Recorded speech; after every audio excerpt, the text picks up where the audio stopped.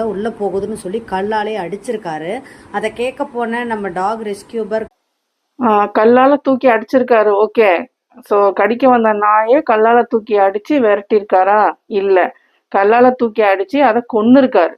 So எவ்வளோ பெரிய கல்லை எடுத்து அடிச்சாரு, என்ன பண்ணாருன்னு தெரியல. அந்த நாய் வாய் பொழந்துட்டு இறந்து போச்சு ஹாஸ்பிட்டலுக்கு தூக்கிட்டு போறக்குள்ள.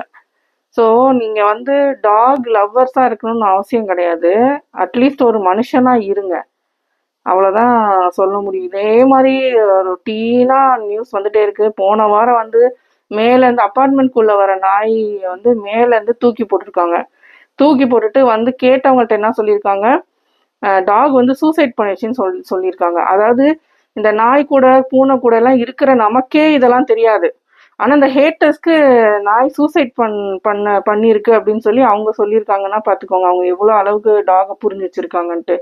முட்டாளா நம்மலாம்?